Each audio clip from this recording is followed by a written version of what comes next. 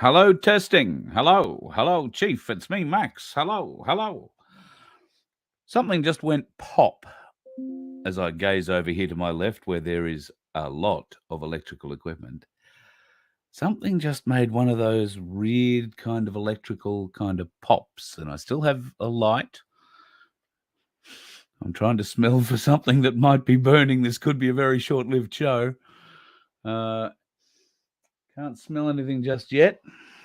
Mayhap something just fell off the desk onto the floor. Who knows? Well, hasn't it been an interesting week? If you are watching me on YouTube, you will be doing so on one of two channels.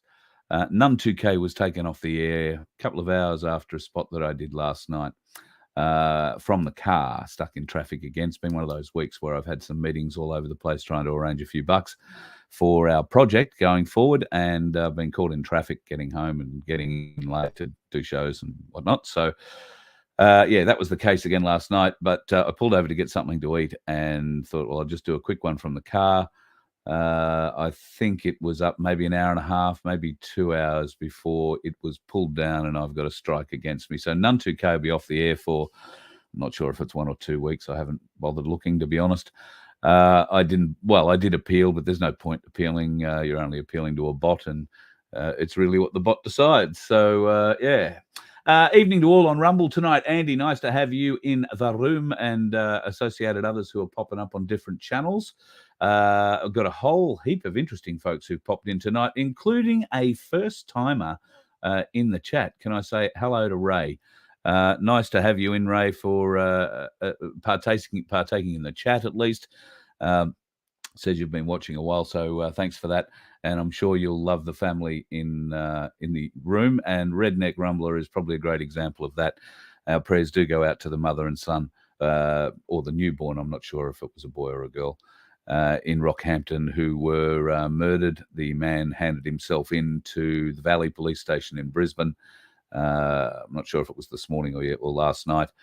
And I guess he will go through the system from there, which is a little bit disappointing. But disappointing that he's going to have to go through the system, and he'll probably have some mental health excuse or some bloody stupid thing. But anyway, not going to preempt anything. It is unfortunately as horrifying as it is, and we have to understand that a lot of these people who have taken the jab, be it coerced or otherwise, are suffering injuries. Now, we talk a lot, and that's what I did last night on YouTube, a lot about injuries, including ones to do with the heart, ones to do with the blood, and ones to do with the nervous system. I won't mention them again because maybe that's what got me taken off. And potentially the cure for these problems, which I also spoke about. I did do a rumble, little rumble on that today. Now, I'm not sure.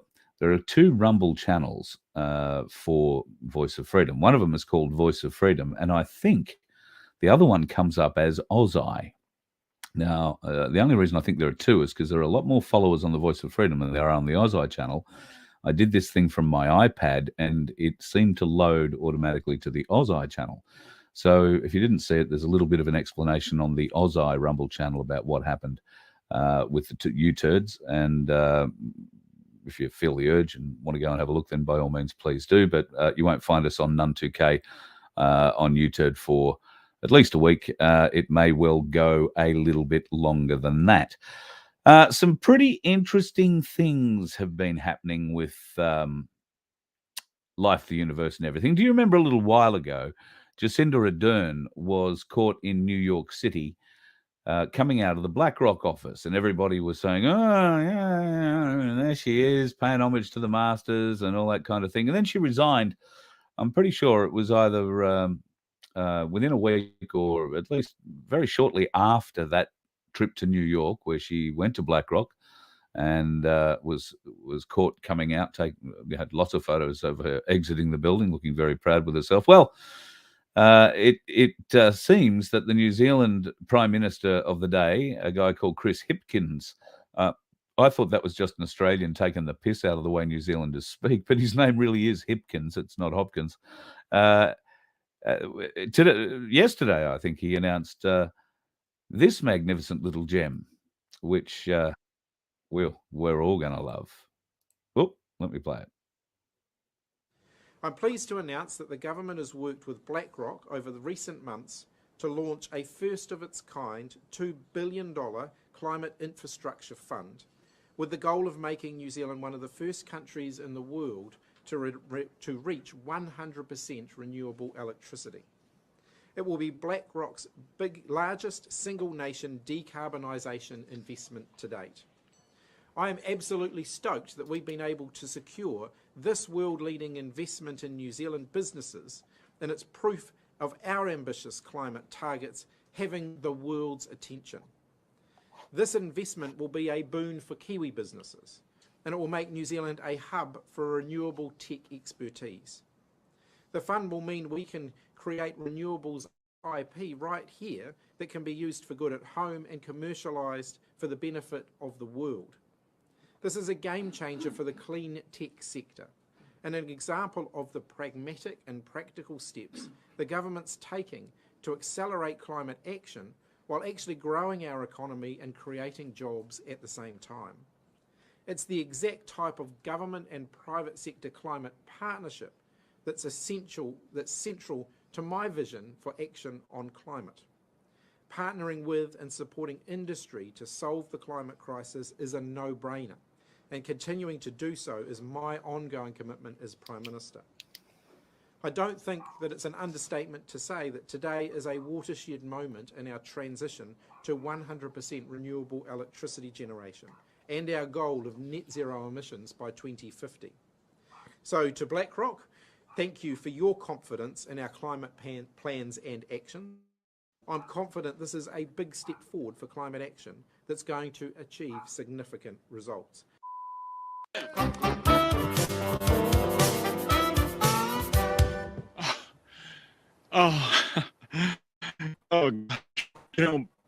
I'm not much on speeches, but it's so gratifying to leave you wallowing in the mess you've made. You're screwed. Thank you. Bye.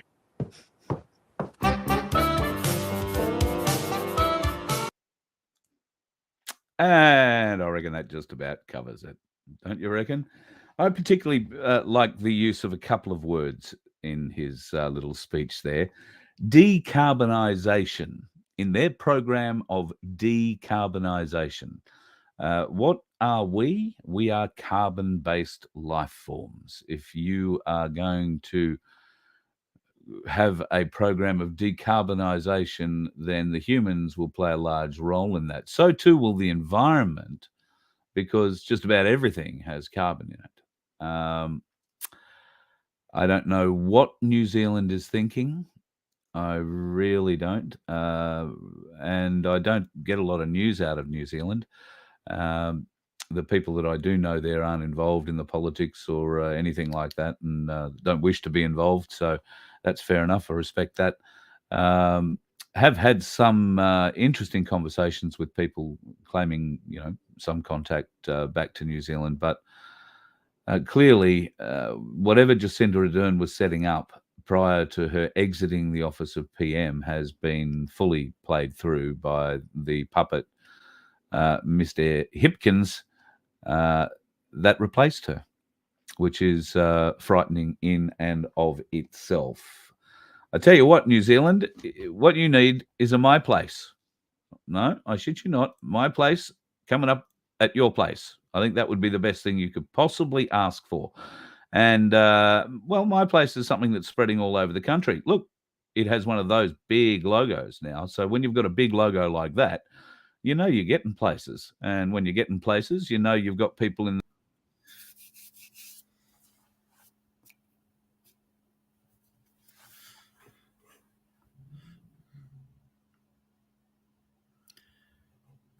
Good evening, mate. How are you? Good, mate. How are you? Very good. I just gave you this great big intro and realised that I'd managed to take myself out, so nobody heard it. But can I just say that MyPlace needs to go into New Zealand by the sound of it with what's going on. I know that they have some building projects over there, but nothing quite like MyPlace, and I really think it could be quite a unifying thing. They're struggling through a lot of the same problems that we are. particularly when it comes to tribal influence and money wasted, particularly in that regard. So fingers crossed, we might be able to get the first MyPlace New Zealand opened sometime in the not too distant future. Well, I got a few contacts in New Zealand, and there has been talk about it. But like you said, they are very busy. All the chiefs and the Maoris are getting their stuff together at the moment. So yeah, nothing in concrete yet, but just some murmurs. Very good, murmurs it is. I've got to say, been very impressed with the emails I've been seeing coming out of MyPlace Frankston. You guys have been really busy. You've got events not every night of the week, but Wednesday, Thursday, Friday, and sometimes Saturday. I know you personally are traveling to events, very regularly. But just at MyPlace Frankston, you've just last week you've had some really interesting evenings of education. Yeah, we have. We're starting to ramp it up. We've had a bit of a lull for the last 3 or 4 months, but because it's in freezing the last bloody month cold. Yeah, look, it is a little bit chilly, but when you get 130, 40 people jammed into that carport, that it warms up pretty quickly. And last night was one of those nights, and we had one a couple of weeks ago when Tim Dwyer was in the house. And they've been really, really solid. And we've got people coming from all over the place to attend these events. So yes, we're going to be rolling them out thick and fast now. We're getting more education material and more speakers, specifically for what we believe we need to learn and be on top of. There's no point, having speakers come along just for the sake of it. We need to be laser focused on the message and the plan. This is wonderful from MyPlace Kilmore, saying they're a fan of the show. Appreciate what we're doing. Thank you very much for all your appreciation through MyPlace. We love the folks in MyPlace. Kilmore wasn't set up last time I was in Victoria, but it looks like that might be one we've got to stop at when we come back to Victoria real soon. Yeah, Kilmore's actually doing really good. That's Gil out there, and actually seen him in Melbourne at the Farmers Federation on Saturday morning when Wade was there talking. And their group's growing. They've got their own venue on a private property that they've fitted out. So, they're doing well. Excellent. Well, and of course, the growth of MyPlace just keeps going. You're opening up new ones every other day by the sound of it. Oh, it's slowed down a little bit the last couple of weeks, but we haven't been pushing either. We've been concentrating on, getting back and setting up operations coordinators in each state so that we can actually facilitate and support the groups that we've already started before we go, hammer and tongs in starting any new groups. So we got some housework or tidying up to do to make sure that we've got everything organised before we go on our next kind of marketing and expansion phase, and that includes our not-for-profit unregistered organisation, which will be up and running in September, and also our Unity Hub, which will also be up and running in September. Yeah, so that's well. Before I get on to that, let me ask you: how are you starting to feel about MyPlace now? We're a bit over 12 months. You've been at it a bit longer, but it's around about 12 months now that I've been more closely associated with it. How do you feel about where it's at? I think look, it's still just kind of putting along. It's not. We've got some really solid groups, but overall, it still comes back to the same problems and issues we have with everything else that we've been facing over the last 30, 40 years, and that's personalities, egos. As much as you kind of talk it, people's habits die. That they just carry on, and so we've got a few issues in quite a few groups. When I say quite a few, probably half a dozen groups that have some issues that we're aware of at the moment. But we're trying to iron those out and find a solution for those to move forward. And it doesn't really matter. The fact is that we're doing something. How well it works in each particular group is up to the people at the end of the day. And all of us are on a journey of transitioning from our old mentality into a new world, and that's going to be messy. And I don't care who you are or how well organised you are. It's always going to be messy, and it will continue to be messy. And in fact, I think it's going to get even messier over the next 6 to 12 months as we continue along this, this awakening. So I want to point out something here. The gorgeous Sandy has mentioned too, lots of clashes with egos. It's not uncommon, and certainly it's not unexpected. You and I spoke about it when we were down there doing live shows. It's easy to identify the doers and the wannabes, because the doers don't usually have huge egos. They just get on and do it, and the wannabes tend to be the ones shouting loudest and doing least. So there is a natural filter, or you at least should have one in your MyPlace, where these people are just sort of naturally heard, because everybody gets a voice, but it is going to be what's best for the people, I think, moving forward, that'll win out in the end. And as long as these ego clashes are exposed to the group will just say, well, we're not playing ego games here. It's what's best for the group.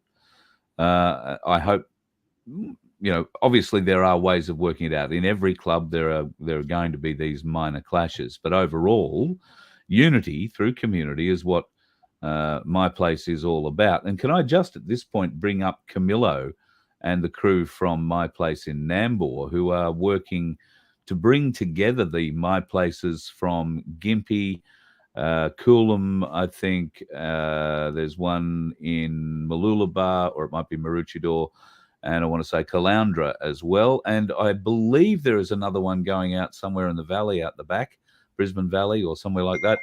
I could be wrong in the valley, but there is something happening out the back of the Gold Coast, Sunshine Coast hinterland as well. Now, these groups are all being brought together. They've all got different strengths, and of course, all have certain weaknesses. But Camillo, being the kind of organizer that he is, I think, has been instrumental, along with the guys out of Noosa and the other places.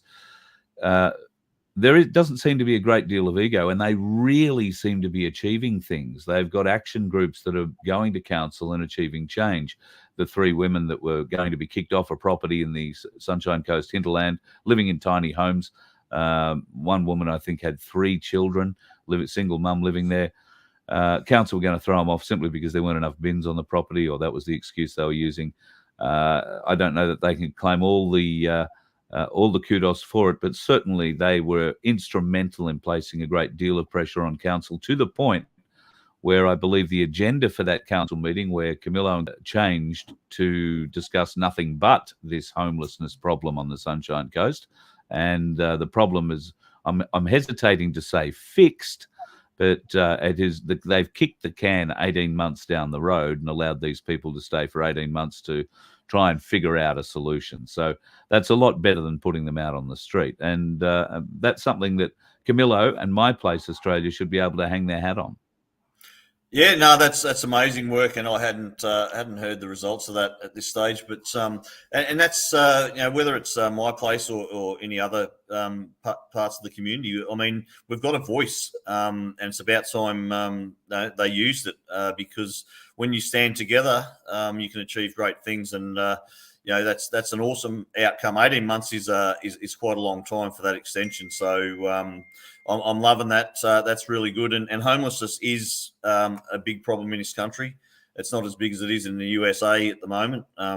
They got cities all around America that their streets are flooded with tents and homeless people, and it's getting worse in this country, and it's going to get a hell of a lot worse yet, because we're I know this isn't going to be what people want to hear, but we're not here to tell people what they want to hear. We're here to hopefully say the truth, and I can't see anything happening in this country anytime this year or even potentially next year. The freedom movement is so far removed from reality and so far off the mark as to a strategy, and so divided that we're a long way off solving this problem, and there's no help coming for all those people that are still waiting for it. you're dreaming. You're being led astray. And while the longer you wait, the longer this goes on. Yep, we've got to start doing things ourselves, and that can only start with looking after A, ourselves, B, our family, C, our community, our neighbours, our friends, and then when that's all covered, and when we've organised a supply chain and food so that everybody's fed, everybody's watered, and everybody's safe, then you can start looking at the towns around you, and hopefully they're in the same position, looking outward as well. If you can help each other, awesome. And then you start looking a little further afield. The only thing we really need is a national trucking company, really, isn't it? We've got the ability to get enough stuff around. Speaking of which, I want to also another one for MyPlace Nambour kicking goals. There is a wonderful lady whose name is Wendy involved with MyPlace Nambour, and she has, for the last probably 12 or 18 months, been telling me about this wonderful hemp machine that she was going to import from overseas, and then she was going to set up this factory, and she wanted someone to help do all that, and she was getting people to do all that, and then we need some land to grow a bit of hemp and make that happen. And I kept asking, is the machine in the country yet? No, not in the country yet, but we're working on it. Well, the machine is in the country. The factory is in the process of being built, and hopefully sometime in the next 4, 6, 8 weeks it might be producing. However, it can only produce if it gets hemp. So I know you and I have had discussions. Hemp is a relatively easy proposition to grow. It doesn't require a great deal of water. There are certain permissions and whatnot that are required to grow it, though. Is that the case? Are you aware of the process?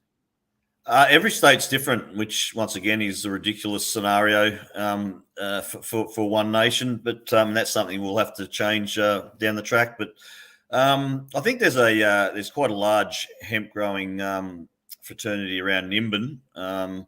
So if you wanted to get her in contact with the community around Nimbin, you might be able to start servicing the factory with some hemp. But there's two types of hemp, and there's the type that they like to strip for building materials to be processed, and then there's a type for medicinal and other purposes. So the production hemp. Sorry. The production hemp is used, as you say, for things like rope, clothing, and manufacturing building materials, amongst other things, correct. Insulation, all sorts of stuff.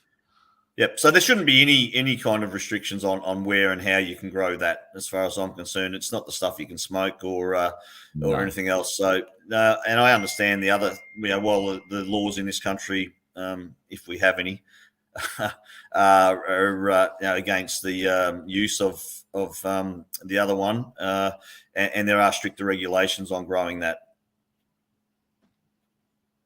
Yep. Having a few issues at my end. Darren's locked up, so I'm not sure if. All right, you're back. Yeah, good. Yeah, no, I'm fine. You were freezing up there a little bit too, so you're in and out a bit. Oh, okay. There you go. They're playing funny buggers with us.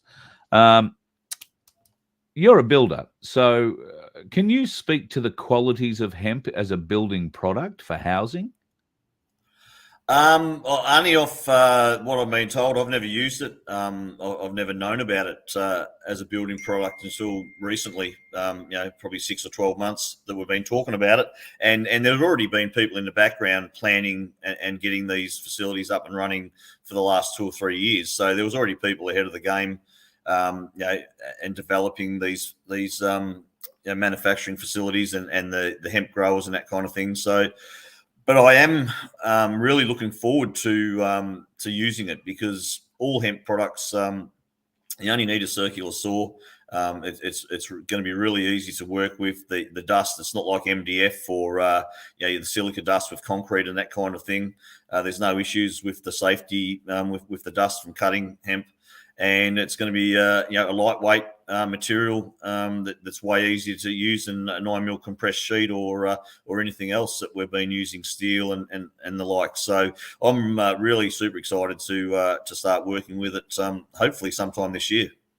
Can it be used in a structural sense? Can it be compressed into a I-beam shape, for instance? They've got I-beams, and they've put a really solid pressure on that and it hardly put a kink in it. They can do tubular structures. They can do precast tilt-up panels. There's no ends to what they can do with this product, including making breakfast bowls out of it that are like wafer thin, that can go in your oven, and you can eat out of them as well. So Wow. it's rated to 1800 degrees for 3 hours. So Wow. you can't burn it. So anyone that's kind of having to rebuild in bushfire prone areas, Sure. there's a solution there for them as well. Mate, that's very impressive and something that I'm sure Wendy and MyPlace Nambour will lead the way in. That factory is due to be completed in southeast Queensland, as I say, in the not too distant future. And I know that there are a number of properties in southeast Queensland and heading up further into central and even northern Queensland where they're interested in putting in a few acres of hemp. So I guess we need to find out where the seeds come from and make sure we're getting the right ones, and start organising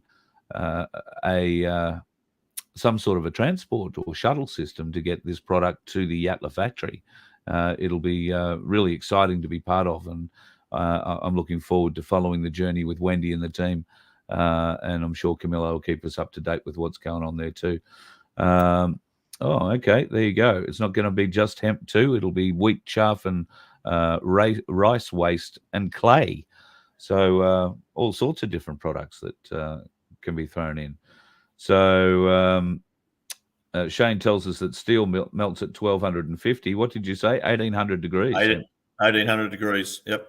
Yep. There you go. So pretty hard to say it's not going to be a useful tool in the building industry going forward. You say it's light. I don't know how that'll go in far north Queensland when in cyclone-prone areas. But I guess you can, as you say, they can build these things in shells. So you could have these shells on the ground quite easily and live inside out the ground, if you know what I mean. And well, just because it's light, it may be light, but it's stronger than any other product as well. And when you've got a 500-ton press and you can compress a 60 mil thick bit of particle board that down to within 10 mil, it becomes like steel.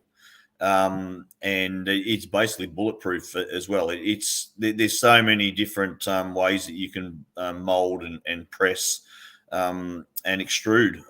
He's even talking about extruding window sections and all kinds of things like that. So, and I know I met another gentleman a couple of weeks back that's already got over 200 patents for different materials that are registered. So these people are way ahead of the game. So they've seen this coming for quite some time, and they've got in at the ground floor. And that's all good though, because it's all things that we need to manage our resources and stop kind of digging stuff out of the ground and start growing it on top of the ground. Camillo's just put up that there'll be a demonstration of the product at the Waterfront Hotel on the Sunshine Coast. If anybody who usually comes to my shows on the Sunshine Coast, that's where we go to. The Waterfront Hotel next Wednesday at 12 midday. And, geez, I've got to go up there on Thursday to get my car serviced. So I'll try. I don't know if I can do the fuel 2 days in a row, but I will try and come to that. And if I can, with everybody's permission, I might even stream that, because I think that would be a terribly interesting presentation for us to get a bit of an eye on. And there could well be, as you say, other people around with machines or the desire to get these machines in and start building product with it. Is it cheaper to buy than the other building products? I think initially it's probably going to be on about a par from what I've been told. But obviously as it ramps up and it becomes more common, I think it will be cheaper. And it will be lighter, and the supply will be endless. I mean, we've got millions of acres of land, unused land in this country that we could be growing this everywhere. So it's going to be way cheaper than mining and processing and using chemicals and minerals in those mines and processes So yeah, no, look, it's going to revolutionise the world. It really is. Yep, couldn't agree more. And Australia has the opportunity to lead the way, considering that this stuff will grow just about anywhere and needs very little water. I have some very dear friends who live on the Sunshine Coast and own a block of land out the back of Hervey Bay. Now, it's apparently a lovely block of land, really good for growing rocks on. But it might be very suitable for growing hemp on.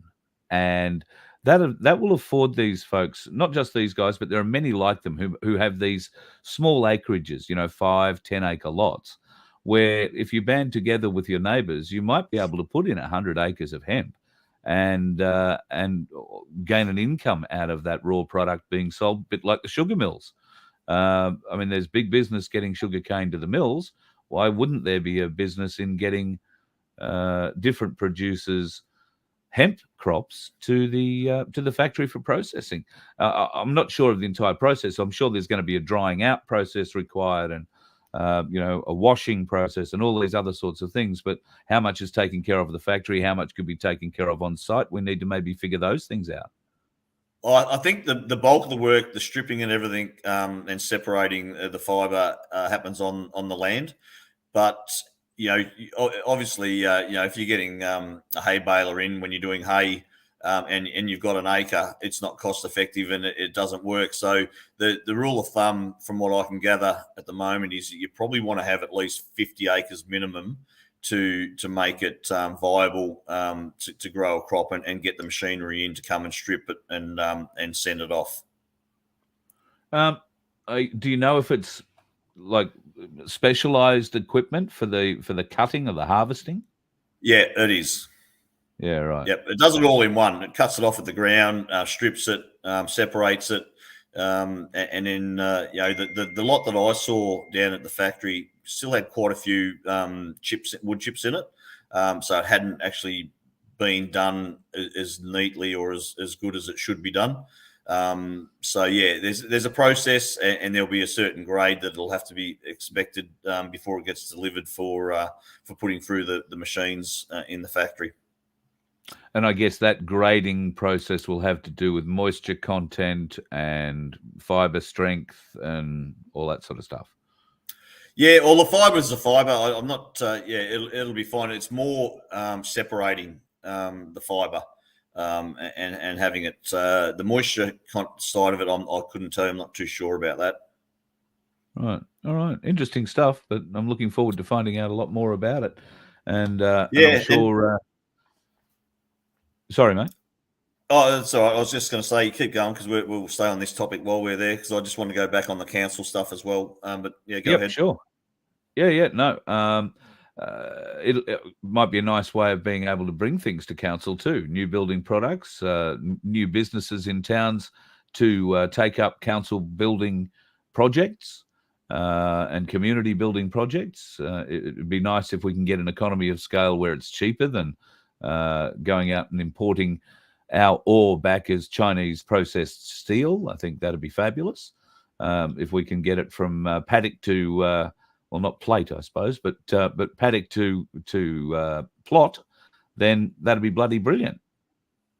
Yeah, certainly it will be, and there's a lot of new industries on the horizon. So, and even the steel that we do still need to make, we need to get it back in this country. And stop sending shiploads of ore and raw materials elsewhere. And, that's going to help for all those environmentalists.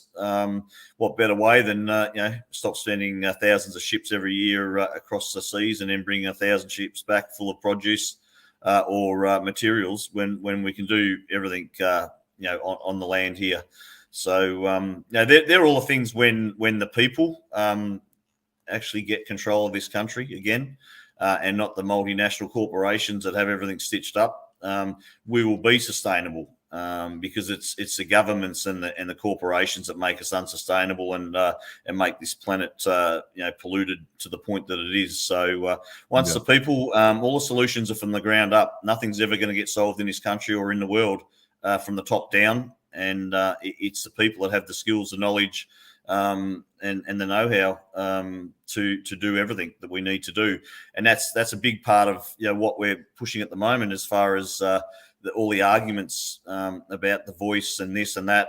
We've all got to realise that they're not an argument we need to have. It's sidetracking us from what we need to do. And we have some major issues in this country that we need to be putting all our time and resources and effort into. And the child trafficking, stolen generations that continue to happen through not through out in the back jungle or crime gangs in Mexico. I mean, this kind of stuff's happening in our country right under our noses by departments and all kinds of things. And we've got women all through this country that are trying to hide to protect their children. It's just a disgusting place that this country's in, and we need that problem solved. And we're starting to get that Penny, who's doing an amazing job from Port Macquarie, getting this up and running about Save the Children. You're going to be hearing a lot more from MyPlace about this issue and us coming up with solutions to work on. And we won't be voting or rallying or doing any of that kind of stuff because there's far more important issues that we need to be working on. I'm not sure if you've had a catch-up chat with Dave today, our mutual mate. Yep. But he's got something in the pipeline that, if it comes together, that's something I'm very prepared to get behind with the Voice of Freedom, and it's right along those lines. In fact, we will try and make it as public as possible. People will be able to come to an event where we will have people that have been in the trenches, so to speak, in the tunnels, that will tell their stories. We will have the children who've been through this. Well, Penny's already started on that. She's done her first video. Sorry, it's not a video. It's an audio interview with a victim.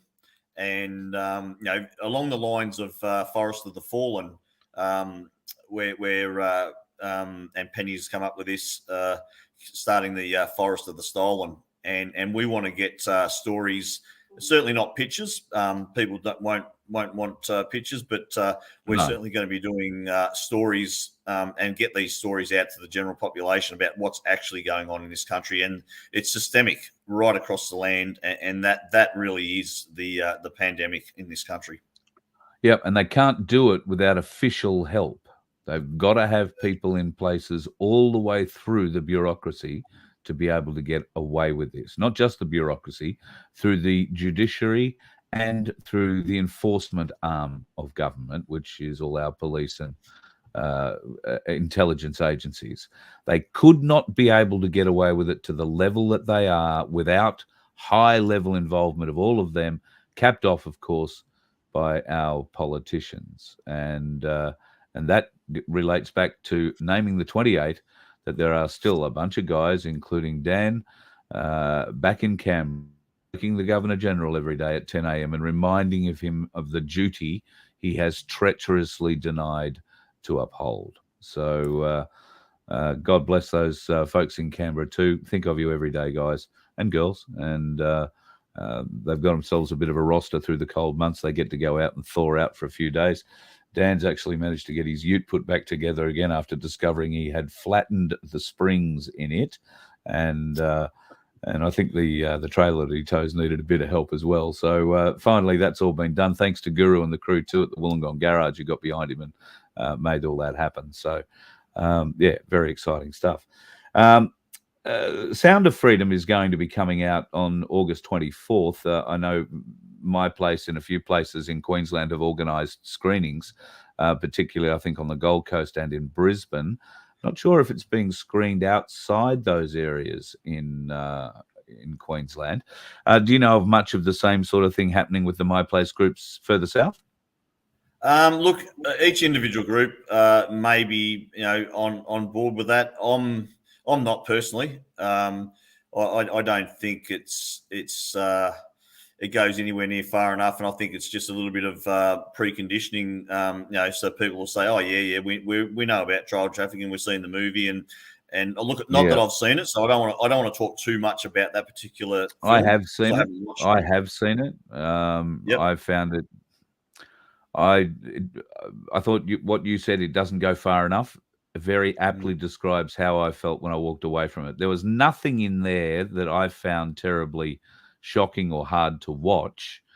Yes, it's a horrifying thing that happens with the kids, but this is a very soft version of it. And a lot of the violence, a lot of the sexual violence is implied.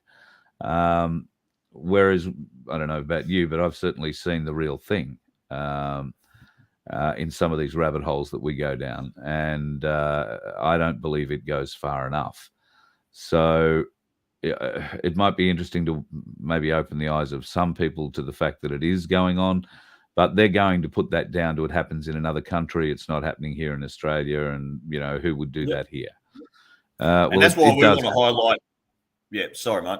And that's why we want to highlight off the back of that conversation we had this morning and the conversation I had with David and the subsequent conversations I had after I spoke to him, and straight away, your mind goes into overdrive about actually what more we could do. So we've already, and that's why I spoke to Penny, and she's already ahead of the game. She's already started to do these interviews, and we're going to have a dedicated group to expose this and research what's going on and get these stories collated, similar to Forest of the Fallen, because it's an absolute crime that this is going on in this country, in a first world country, and it's not even spoken about. It's not known by anybody. Everybody thinks child trafficking and that kind of thing is in the far off jungles or deserts, through Mexico. When it actually happens in our own backyard, and the awareness needs to be out there. It's all part of people understanding just how sick our culture and our world is. Well, I'll have to give Penny a ring because I might just have the platform. I am putting together the Voice of Freedom radio station. It's don't roll your eyes like that. It's going to have a lot of good rock and roll music on it. You're going to love it. But it's also going to be a platform for programs just like Penny's making. So if she chooses and wants to stick them up there, we'll give her a place where they can be shared and listened to as part of another program or part of one she wants to create herself. You and I have been talking about potential programming opportunities going forward with MyPlace, and I look forward to talking about those more, at a more appropriate time. Anything else you wanted to touch on before I let you run? Yeah, just a couple of things, just on the back of what Camillo and the crew up at Fraser Coast Council, I think, have done in the last couple of weeks. We also, I don't know if you remember, back in February, we got behind a group that formed to save Long Street Reserve up in Langwarrin, about 10 minutes out of Frankston. And the council, they'd already decided that this was going to be turned into a child care centre and kinder, I think it was. And this reserve and park that had been there forever was going to get bulldozed, or 3/4 of it anyway. And so that the decision finally came through at the last council meeting, and that development is no longer going ahead. So it's a massive win for people power. And people, and it wasn't, we got behind another group that started a group. We pushed as hard as we could, and but joining together and pushing on a particular topic is what we need to do. And whether it be the homeless, whether it be the park, or whether it be another issue that's in and around town, and the same as the guys have done up at Nambour. Or the Sunshine Coast, it's the same thing. The people have the power when we get together and we express our will. And a will's not something that you only do when you die. We have a will daily, and we need to implement that will and bring people together and push back and say, no, we're not happy with that. This is our community. This is not what we want for our community, and we're going to have our voice heard, and we've got to be louder. And get bigger as we move along. So that was a big win down here, the same as the guys had up there. And we've got our next project, which is not even, it's probably 40 minutes from Frankston, is the Beaconsfield Reservoir. Oh, now you're back. There you go. I missed about all of what you just said there. The Oh, turkeys that's got cool. involved. Yeah. Yeah, no, I was just saying that, the people have got to use their will and their voice. And when we stick together on a particular topic and let the powers to be know that we don't accept that for our community, we can make changes. And our next project's going to be the Save Beaconsfield Reservoir. It's not our project, sorry. It's their own project, but the MyPlace communities all around the eastern suburbs of Melbourne are 100% backing these guys and going to do what we can to help them achieve their goal of saving that reservoir. So, special things can be done when we stick together. Yep, absolutely. Shoulder to shoulder, we are much stronger than walking solo up a path. So I couldn't agree much more with you, buddy. Before I let you go, I want to offer you an invitation. I haven't got a date yet, but Voice of Freedom will have its own MyPlace, can I tell you, in the eastern suburbs of Brisbane coming up.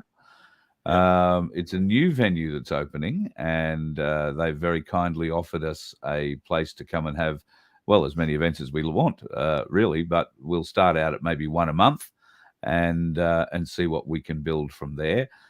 It's going to be quite the community event. It will be an invite-only venue, at least in the short term, until we can figure out exactly how many people we can fit and feed at the same time, because the venue is not only licensed, but there'll be food trucks and a few other bits and pieces around for us too, to partake in while we put on a show. When we do that first show, and I've got to say it's going to be sometime in the next 4 to 6 weeks, love for you and Anna to come up and be part of the whole thing on the first night, and we might see if we can't get John Wilson to come along as well. Wheel him out. He's going to love the venue, put it that way. And we'll see if we can't get something launched out in Brisbane's East that the Voice of Freedom can be part of on a regular basis. Yeah, that sounds awesome, mate. And yes, there's a possibility that I could do that. I'm actually flying to Sydney in 2 weeks on the 26th to launch the MyPlace Sydney kind of group, and Penny's kind of divided them up into kind of areas, and so Sydney's going to be up and running. Well, that's it. Yeah. So we're going right in the heart of the city. So we're going to bring all any of the groups that have started in and around Sydney suburbs. We're going to have an event throughout the day in the heart of Sydney near Darling Harbour. So I'll be just kind of flying in early in the morning and going home again at night time. But so the Brisbane one, we could look at doing that in 6 weeks' time as well, maybe. Yep, excellent. We might even get you to stay over a day or two and go and see a couple of others as well that aren't too far away. Yeah, I'll definitely have to drop into the Gold Coast because Luke's doing an amazing job down there, and not just at the Gold Coast, but he's helping and working with supporting other MyPlaces as well and mentoring them. So he's amazing. Just speaking of Luke and his team, on Sunday on the Gold Coast, there'll be a Forest of the Fall at Bishop Park, and I think it's getting underway from 3:00 or 3:30 Sunday afternoon at Bishop Park on the Gold Coast. So if you want to get down to that, love to see you. I'm actually going down to see my mum on the Gold Coast on Sunday, so I'll try and pop past and have a bit of a look. We'll take the GoPro along and see if we can. So if you do have a few minutes to go and spare, then Forest of the Fallen is well worth a quiet, gentle walk through. A bit of a look at what's happened to those of us that haven't been so lucky. So very important. Correct, and not only just have a look, but actually, go down and support the guys that are giving up their Sunday. To set these things up. It's quite an onerous task to put all these things in the ground when you start getting big numbers and packing it up again, and just the interaction you can have with the general public, which is all part of the awakening. It's all part of our roles and responsibilities as people that have that are aware is to make other people aware. And I've found over the last few months that Forest of the Fallen is probably the best tool that we have at the moment. Yep. It's a spectacular showstopper in a, fairly tragic and sad way, which is unfortunate, but it is what it is. Mate, I'll let you go. It's Friday night. You've actually been out on the tools this week. It must be about beer o'clock. Well past that, but yeah, all good, mate. Thank you. All right. You have yourself a great weekend. I'll look forward to talking to you again real soon. Yeah, you too. And thanks again, Carl, for giving us a platform to get a message out. That's all right, mate. With a bit of luck, soon we'll be talking about a much bigger platform. So fingers crossed. Well, that'd be great. And we'll be talking about a much bigger team because our team at MyPlace Australia is growing all the time, and countless amount of voluntary hours put in behind the scenes by probably at the moment probably only about 7 or 8 of us. But we're always looking and bringing more people on. So it's significant, and it's something that's really special. Yep, absolutely, and I'm very happy and proud and elated, in fact, to be a part of it, and lucky to call you a mate. So thanks, buddy. Really appreciate being part of it, and anything I can do to help, I'm here. Thanks very much, mate. Cheers. Have a good show. Right. You too. Cheers. Darren Bergwerf, the man of the moment, doing all marvellous things for MyPlace around Australia. If you haven't had your MyPlace injection yet, then you're going to need to, get a wriggle on. Go to myplaceaustralia.org and follow the instructions.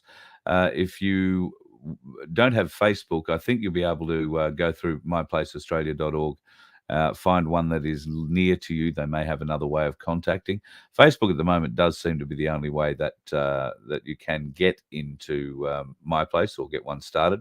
But if you don't play with Facebook, then you don't play with Facebook. And I can't understand how that is. We'll have to figure out a different way. And maybe MyPlace, Voice of Freedom's MyPlace might be a little bit different. You can contact us through Voice of Freedom. But if you are interested in attending our first Voice of Freedom MyPlace event in Brisbane, it'll be in the eastern suburbs of Brisbane. I'm not going to give you an address until very close to it. It'll all be coordinated through Rachel. So if you are interested in coming, then send Rachel an email, rachel@vofhq.com, rachel@vofhq.com. and signify your interest. I'm sure if there might be a gate, and literally be a gate fee at the moment. I don't think there will, but there might be some door fee. Don't know. Still working out that part at the moment, but if it is, it won't be much, and it'll only be going to cover costs if there are some that we have to cover. Other than that, invite only, special night, special location. And if that goes well, we may have the opportunity to expand and include maybe another business that's in that same location. And that'll turn us into something of a festival evening, which could be an interesting show at various times. We could do lunchtime shows from here. I'm just saying, very interesting things coming ahead. So if you are interested in being part of the first Voice of Freedom show, I guess it's our own Voice of Freedom, MyPlace, isn't it? It'll be in the eastern suburbs of Brisbane, and you'd be more than welcome. I know that there are a few people who wouldn't mind flying in from interstate for it. So if that's you guys and girls, then please send Rachel an email, rachel@vofhq.com, and we'll put a list together. We live in a world where the people who run everything were friends with both Epstein and Harvey Weinstein. And those people are giving us a lecture about misogyny. I call bullshit. I do like that intro. We've been talking about the benefits of hemp and the growing thereof, and now we have Rob. Hey, g'day, trendsetters. Oh, wow, look, you should have had a shave, probably. Yeah. Well, yes, let's go to the beard rather than the other side of the hemp.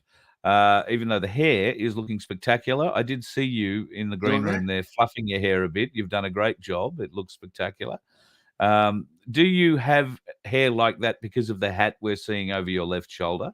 Yeah, because it seems it would sit down happily. I'll go for this one. Yeah, that one, yeah. Because it this seems is like always it sits down nicely over your ears, and the rest of your hair just pops up inside at night. See, it nearly fits. actually it's Yeah. shrunk a bit with the heat. Oh, it's the That's heat, so is it? It's not the size of the head. Size of the head hasn't grown at all. It varies day to day. Hey, I got a picture I want to show you. In fact, I got 2 pictures I want to show you. This will be the first picture I want to show you. Nice. Do you know what that picture is? I don't, but I would guess maybe that's starting some fires in Hawaii, and maybe Ooh. a DEW, which is a directed energy weapon. Don't know. That's just my gut feeling. Yeah, Oh, I got the I have- DEW. Look at that, Maui. Hey, there you go.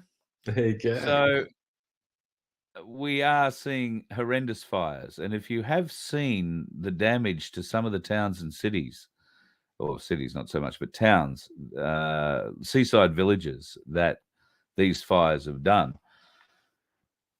it is staggering the damage that's been done. They look like a war zone. And the scorching, the fire damage is beyond anything you would normally see coming out of even one of Australia's hottest bushfires, given that our bushfires are fueled by explosive elements, including eucalyptus, where the trees just turn into rockets and burst into flames. They don't so much fly out of the ground, but, they're very dangerous things. Now, what are your thoughts? Directed energy weapon or not?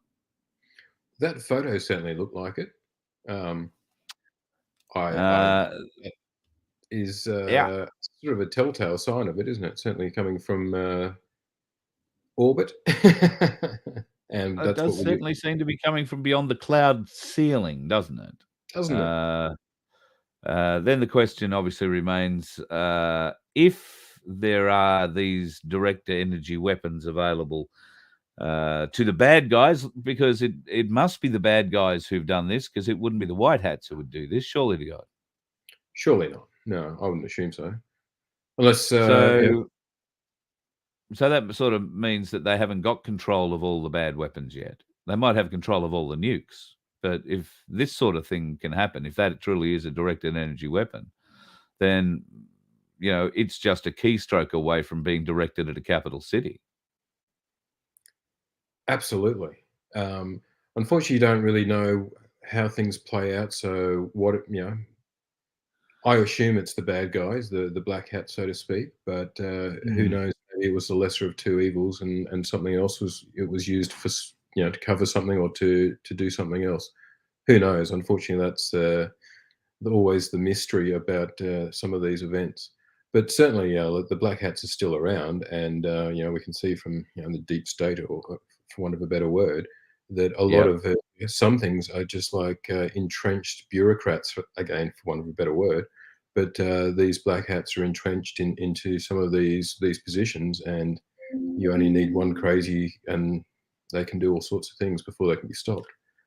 I like Phil's thoughts that these direct energy weapons are going to be used to push the climate change agenda. Of course, the more smoke that goes into the atmosphere, the worse the climate's going to be.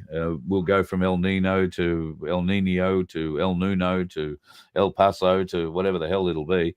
And nothing will make any difference. In fact, I did hear, I don't know that it was actually a serious plan, but I did hear talk that there was a plan being put forward from the EU that would limit the amount of direct sunlight days in summer that Europe would get because it's too hot, so that they would spray whatever it is that they spray to dim the sunlight coming into Europe during the summer. Right. Because people were dying of heat stroke at 28 degrees. Now, okay, 28 degrees when you're not used to anything like that, can be significant. I understand. I'm not trying to diss the fact that 28 is not hot really here in Australia, but in various different parts, 28 degrees can feel very different here in Australia. In North Queensland, 28 degrees is very humid, very warm, sweaty, muggy. in Victoria, 28 degrees in midsummer, has probably got a north wind blowing through it. That means it's come directly off the desert. It's a hot, dry, very, very not humid environment, very dry environment. So we run the gamut here right across Australia with the way that works. The climate change argument is, I would say, faltering at the moment. Rob, would you agree? Definitely. I mean, they have to continually manipulate figures and change things to try and keep it realistic, knock out certain eras, and all sorts of things. But I'm old enough, like yourself, that I remember the 70s and 80s when we were going into an ice age. So remember that? Absolutely. Yep. And then we went into man-made global warming, and that didn't work. So then it's called now climate change, which covers anything. It can be hotter, it can be colder, there can be fires, there can be floods. It's just all climate change. That's when all climate change. That's when the red flag should have gone up for everyone, when they changed it from man-made global warming to climate change. It's like, okay, that's a most people should have woken up then. But then I think they keep indoctrinating the young in school, and that's how that comes out. You know, all of a sudden we've got millennials talking about climate change, and we look at them and say, yeah, well, we knew it as global warming until the lie fell over, and they say, what? Global who? No, it's got nothing to do with the WEF. Bullshit. Stephen raises a point here which will lead me into what you want to talk about tonight. He doesn't understand the quantum financial system. Welcome to the world, Stephen. Congratulations. There are a lot of us in that same bucket. Can I recommend to you, go and have a look at the QSI training? It is very helpful when it comes to learning and understanding what the quantum financial system says it will be. There is also some very interesting things. I had a great conversation with a Bitcoin friend of mine yesterday, where I was educated a great deal on what's happening with finance systems behind the scenes at the moment. People might have been aware the ANZ and Suncorp were merging or trying to merge together in a $4.9 billion deal that quite frankly would have saved the ANZ's ass. This was knocked on the head by one of the Australian business commissions, whether it was anti-corruption or no, it wasn't certainly anti-corruption. It was anti-competition, I think it was. They knocked it on the head, and they said that they would be prepared to look at a merger more between Suncorp and the Bendigo Bank Group, which would still leave them as a tier 2 lender or borrower, not a tier 1 bank like ANZ, NAB, Westpac, and the other.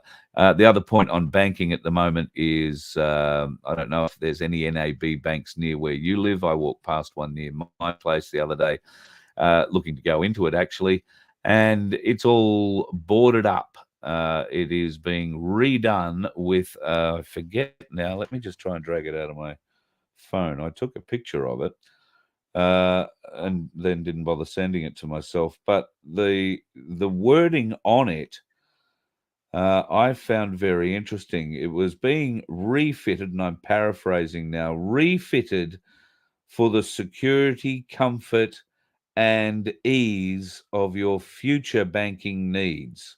It was something along those lines. Now, it made it sound very well. It was just a different sound. I can't find the bloody picture. I got pictures of all sorts of interesting things in here, most of which I can't share. But the one, because I take so many photos, a lot of which I do share here. I can't find it. I'm wasting my time looking for it. But yeah, go and have a look at whatever board they've put up in front of your bank if they're redoing it NAB. And the way that they refer to future banking is very, very, I don't know, raised my question mark. So yes, the quantum financial system, Stephen, go and do the QSI beginners course, and that will teach you what the quantum financial system is all about. It's not something I'll go into now when we're an hour and 5 into the show, but there are plenty of other shows in my history. Go and look for any of the QSI shows that we've done on any of the channels and have a look back. Anything that's got Jane or the Cranker in it, Jim McCranker. If we've got Nick in it too, Nick Rigoni. So go and have a look at those. They'll give you a bit of an idea as to how QSI works. Rob, there are a lot of countries people may have heard about BRICS. What is BRICS? How is BRICS going to affect Australia? Is BRICS going to be in Australia? Why isn't Australia in BRICS? Seems like Russia, India, Brazil, and a few other places now. In fact, I think it's over 200 countries have joined the BRICS alliance. Do you want to explain why Africa is, well, not quite on fire at the moment, but there are many, many, many people on the streets, and they're protesting wildly. They are, and this is an extension of what we're just talking about with the global financial system, and it's really the end of the Anglo empires, and a lot of Africa is the colonies were controlled by France. Originally, if you go way back, back to the 1700s when the Europeans were colonizing the world, and it was the British, the Dutch, Portuguese, Spanish, and French, Germans, and they settled a lot of these areas and then took over them. I do have a little bit of a video which will make it much faster than I can explain. And Very good. So tell me when I'll share. Oh, I've got to share my screen, don't I? You will need to share your screen before I can do that. Oh, Aussie Sue says she's heard Australia's already put its hand up for BRICS, so I hadn't heard that, Suze. I'll go and dig a bit deeper, see what I can I find. hadn't heard that either. Sharing screen is easiest to my okay, whatever. I hadn't heard that either, but it makes it a lot harder if because we're basically in a competition with I'm having issues sharing my screen. Why am I sharing entire screen? I don't know. Share. Go to present, share screen. Window. Share. Let's go window. Okay, hang on a minute. I'm going to have to swipe off. You do that, and I'll talk to Peg for a second. Oh, here we go. We've got it coming up. Yes, XRP. Well, XLM or XRP are the ones to have in the crypto world at the moment. Although Bitcoin, if you've got it and you don't believe that it's going to go down to zero, is probably worth having too. Considering the bloke I was talking to yesterday is very much into Bitcoin and doesn't see an end to it coming anytime soon. So if you're into crypto, pay money, take your chances, and be careful of the scams. There are many of them out there. Robert, we are now getting an infinity screen. So that's beautiful. Okay. Am I good to start? You are good to start. The French Empire was one of the most powerful in human history. No, you're sharing the wrong screen. Am I? You must be, because all I'm seeing is an infinity Oh, screen. wow. Yep. There we go. Okay. You look great, but not quite like that. Well, sorry, I'm going to have to sort of swipe off again. See if this works. Yeah. I'm just going to go back to Rose's comment here. XRP eventually, not for the man on the street. That's right. Anybody holding XRP, I'm led to believe it will be bought back. And XRP will be the international trading format to get money traded internationally, if you like, or sent internationally.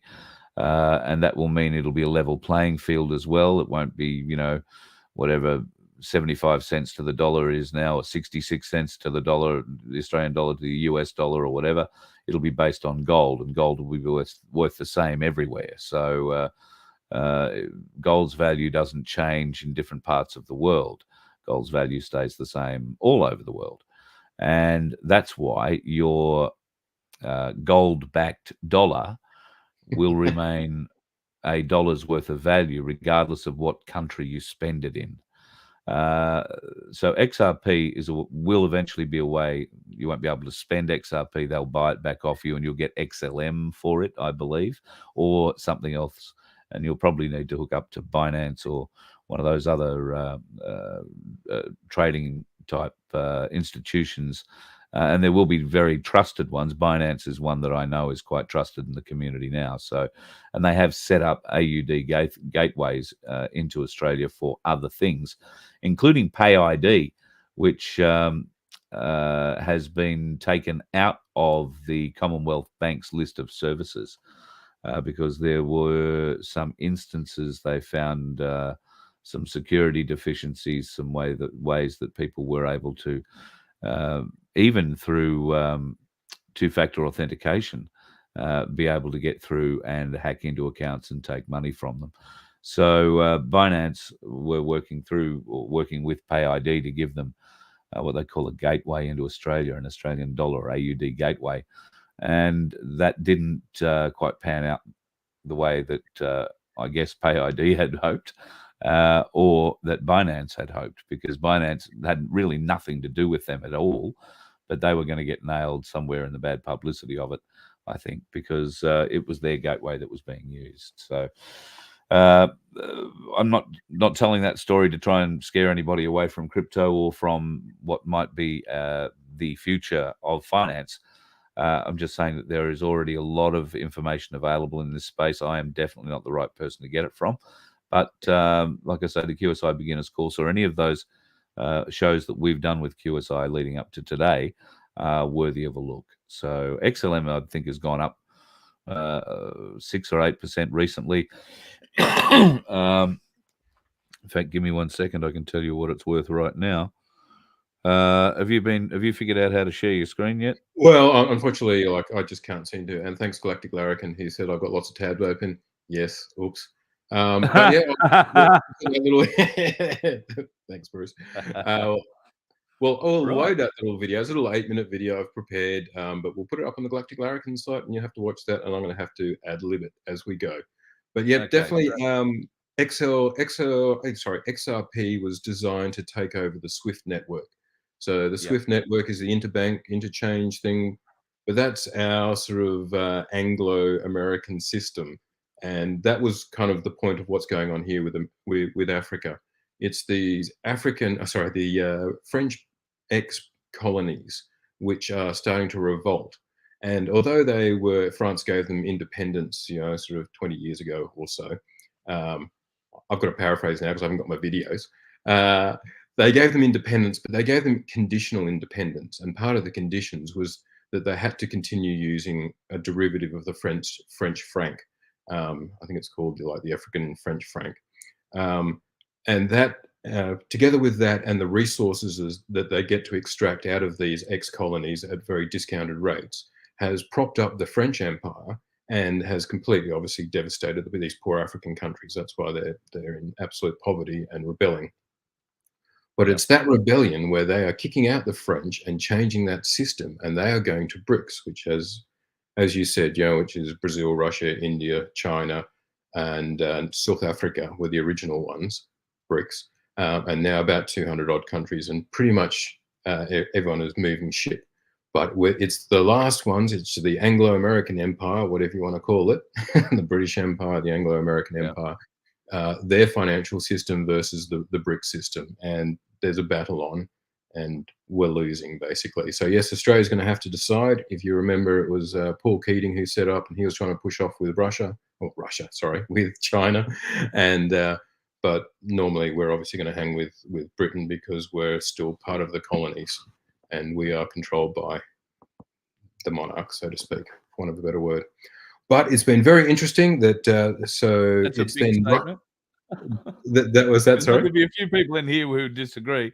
Some will say we're owned by America. Some will say America sold us to Japan.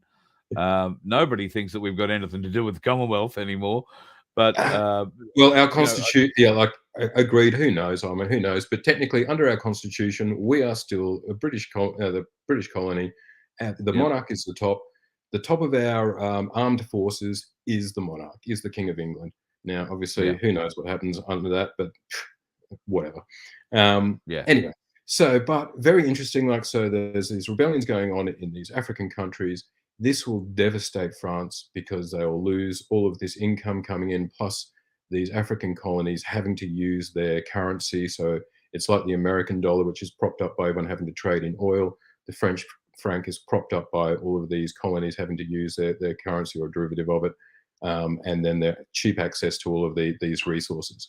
This will devastate France. This is, again, another nail in the coffin of the Anglo-American financial system. And if the US dollar, whatever, they're all going to collapse eventually. Who knows when? It's very difficult to predict that. We thought it would happen in 2007, and look how long it's lasted. And they just kept on printing more and more and more and more money. But eventually, it's mathematical. It has to collapse. And as all of these different countries stop trading in US dollars, stop trading oil in US dollars. And if you remember back to the 90s, that's what all the Gulf Wars and the Middle Eastern Wars were all about, that these different Saddam Hussein, Gaddafi, all of that, they wanted to stop trading oil in US dollars and go for something different. And the US said, no, you won't. And they obviously change dictators and invade countries over those types of things. And this is what is then going on. So we are about to see, this is the beginning of the end of the US dollar and the Anglo-American financial system. And as you said, it's a good bet to put some, not financial advice, because we don't give it financial advice, but some people are putting money in precious metals like gold and silver, and obviously having a basket of different things. So you put some in some sort of maybe cryptocurrencies, and obviously the one that looks most likely to succeed is XRP, because it has just recently, 2-3 weeks ago, it succeeded its SEC law case in America, where they were trying to say you're a security, not a currency, and the court ruled, no, it's okay, you're a currency. Yeah. So that's given it the green light. Many countries are already signed on with the XRP blockchain system. So it looks like it will take over the SWIFT network and eventually be the world interbank Standard. intercurrency trading. Yeah. David brings up an interesting point. When they manipulate the price of gold, they could make it worthless, just like diamonds. They're only costly because they are controlled. Well, I would agree. Diamonds only have a value placed on them because somebody back in the day, and that will be cabal related, placed a value on them. De Beers, I believe. Yeah. Gold, on the other hand, has always been the standard. In all of human history, the measurement of a financial society was always gold or silver, precious metals, measured by weight, the value determined by the weight. And they do manipulate the price of gold, but they do it through derivatives trading and derivatives of it. And then they can manipulate it through that. But when the financial system collapses, which we've seen multiple times in the past, what happens is, and I think the last time was like the 70s this happened, when people then go to these where they think they have gold and say, okay, well, give me my gold back, and the derivative prices collapse because there are millions of times more derivatives than there are actual physical gold.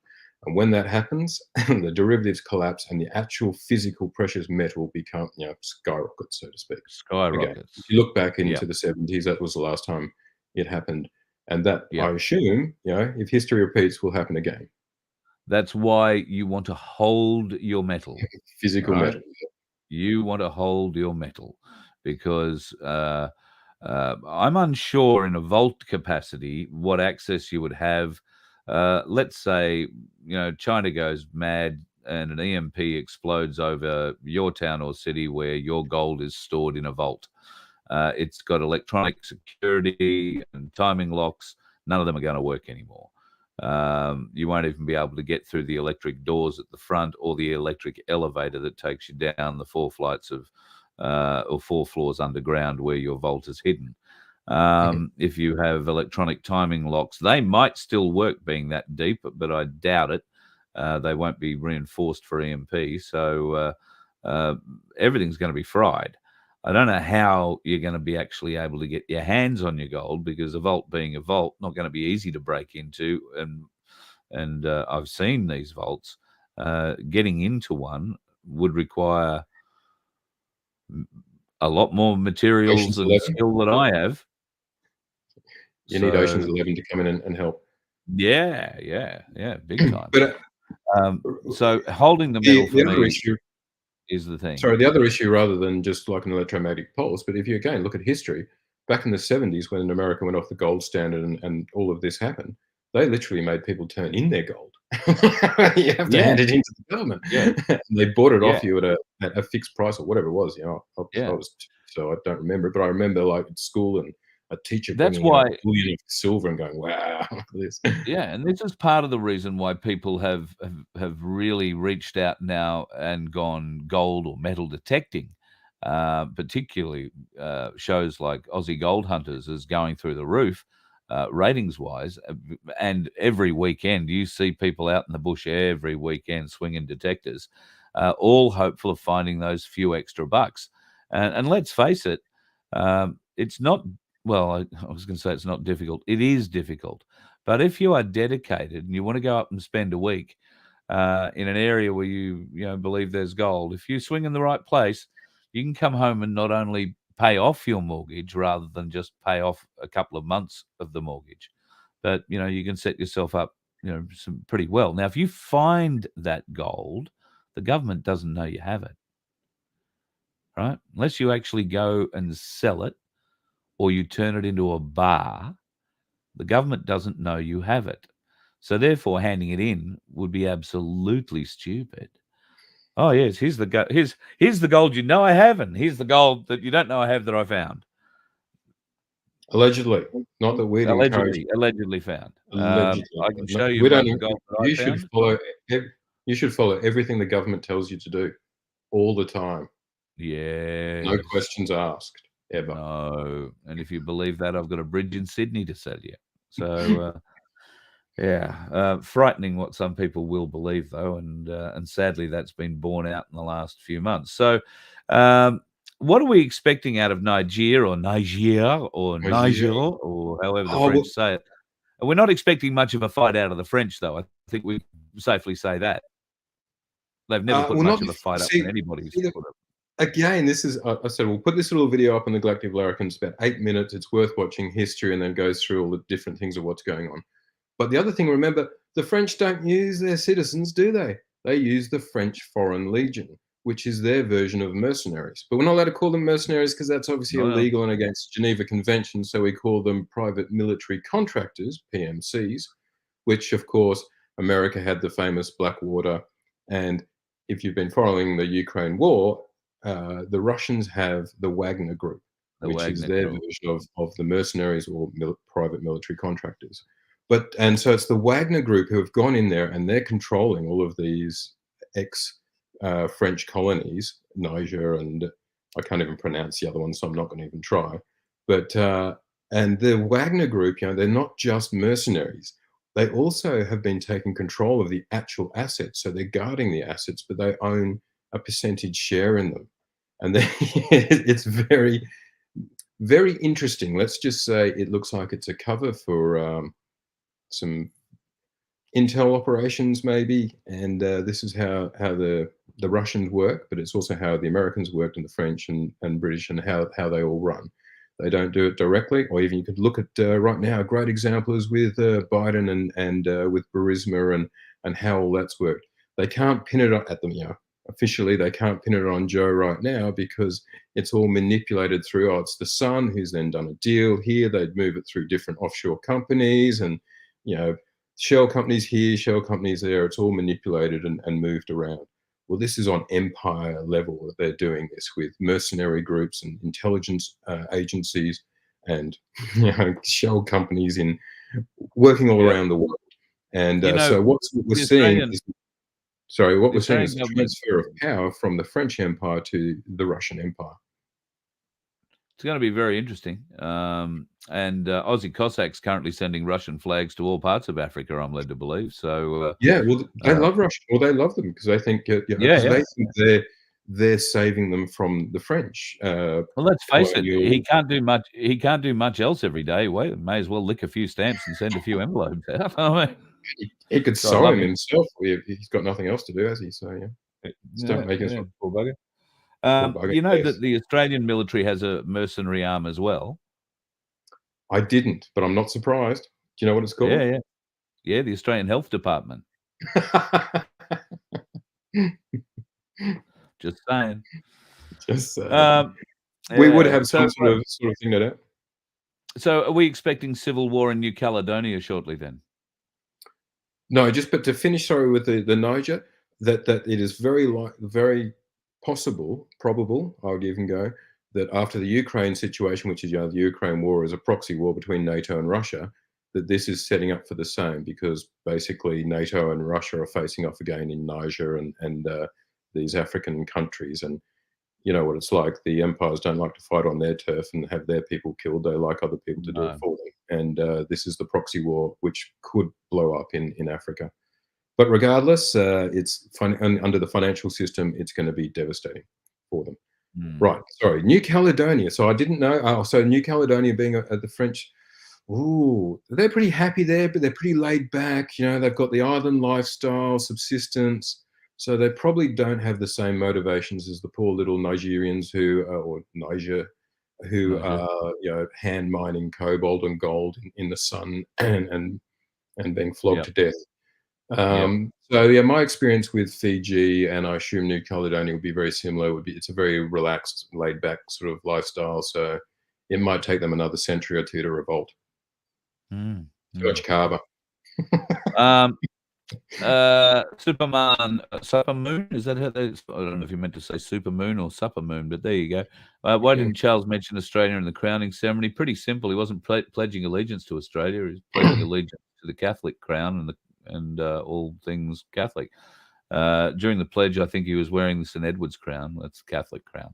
At least that's my understanding of it. I didn't watch the ceremony, but that would be my reply as to why he didn't pledge allegiance to Australia.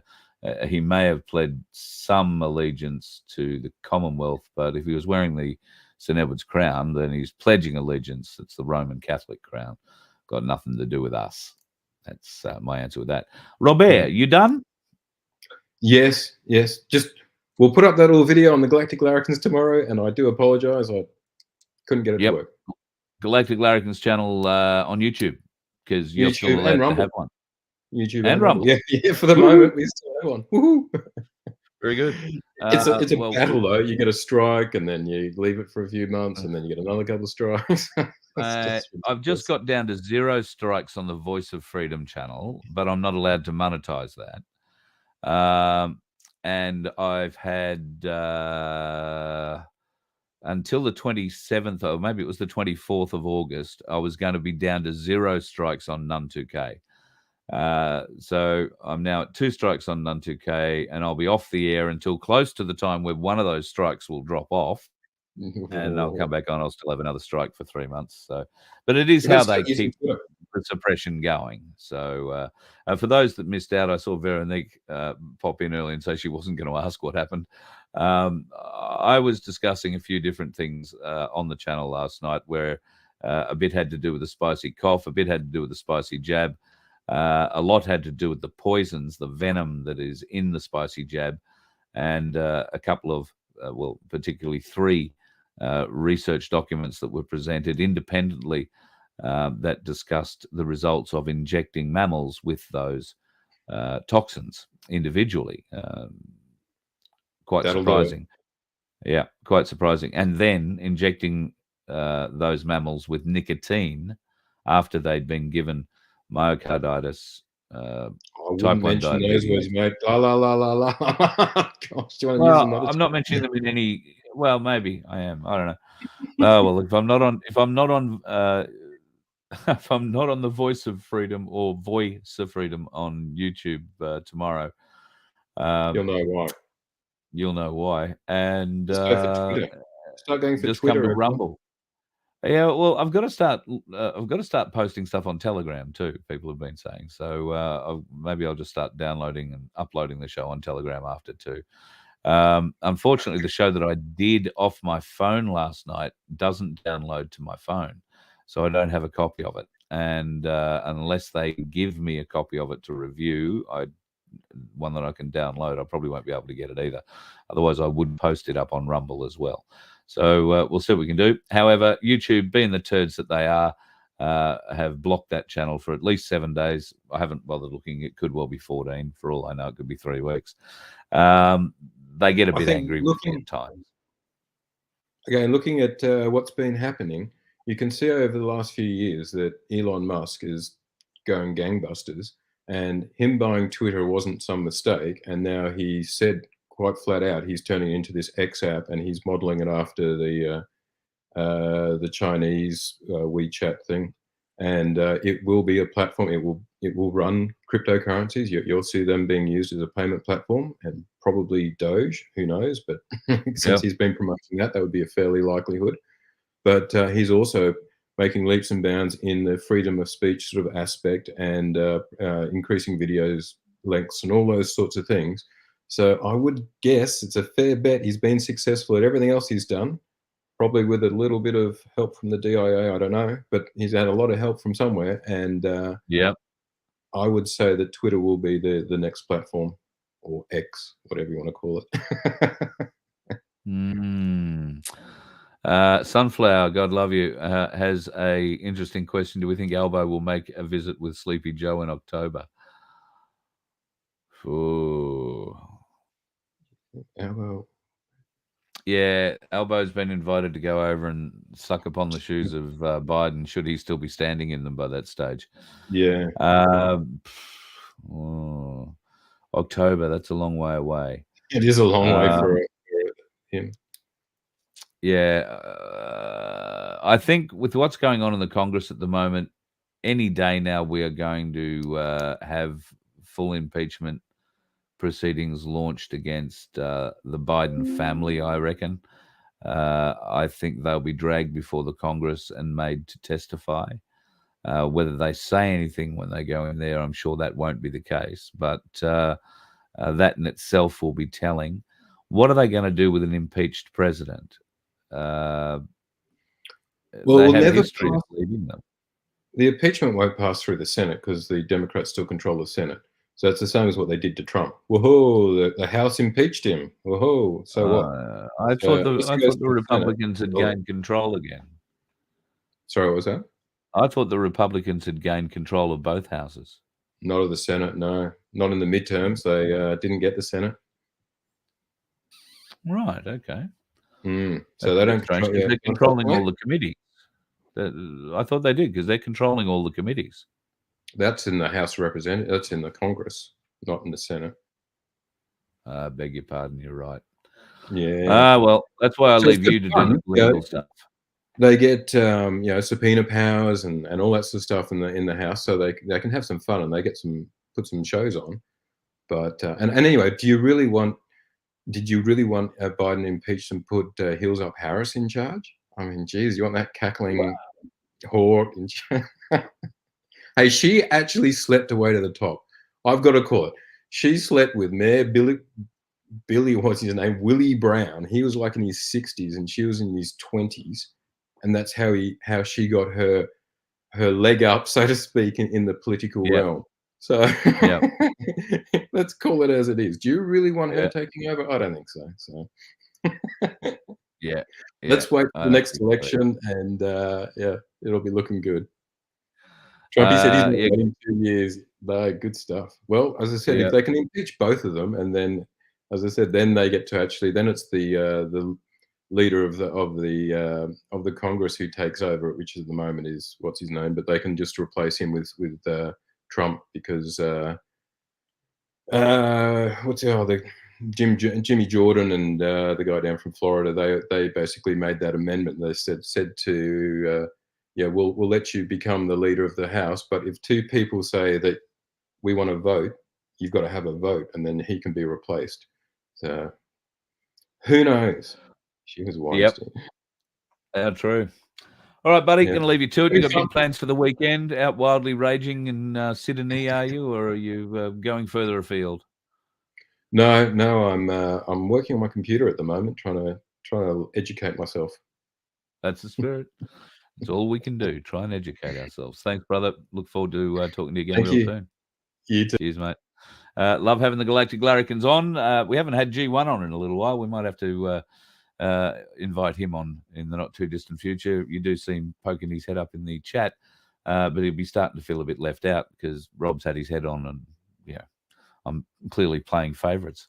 Gonna have to change that. Thank you, everybody, for joining us tonight. I'm glad we managed to get a show out. Let's hope we've got a couple of channels left on YouTube tomorrow, but if not, hey, you'll always find us at Rumble, the Voice of Freedom on Rumble, or Ozai, as it turns out.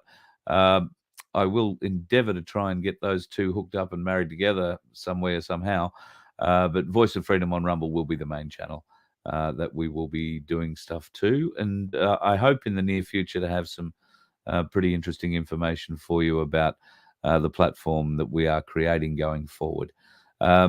we're doing so with the help of investors and you, people who want to donate and help make this happen. If you would like to be part of the company that's being put together, Cass Smith and her team are helping us do that. Then just email me, carl@vofhq.com, and I'll send those details through to Cass. We're looking for investors of $5,000 or more.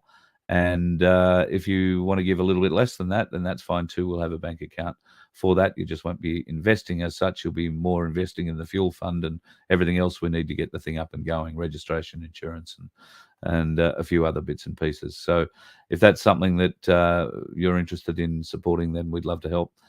Email me. I'll pass all those details on to Cass, and she'll be in touch with the specifics of what we're doing. If you're out to just try and help me out a little bit, you can do that at vofhq.com. There's a donate button there, or we'd love you to be a member.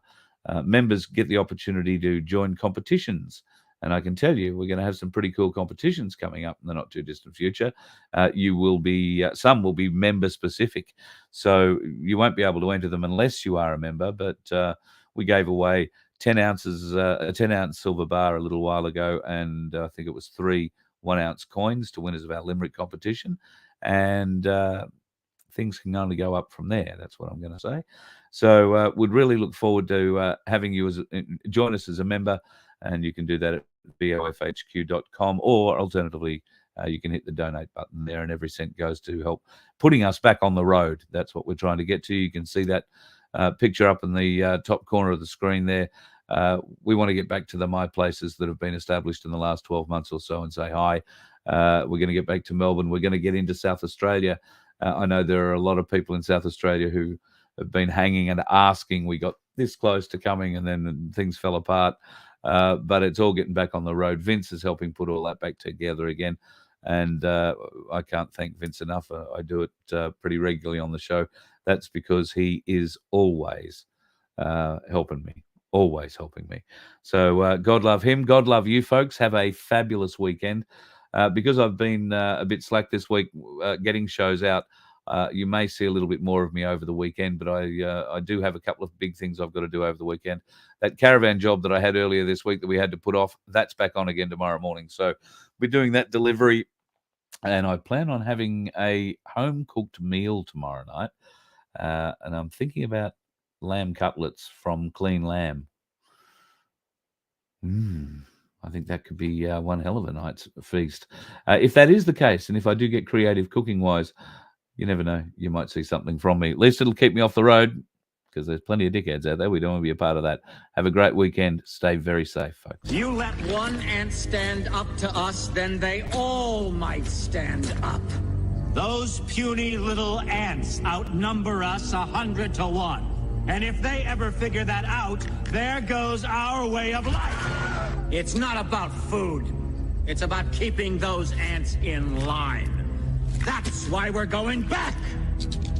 Does anybody else want to stay? Let's rock!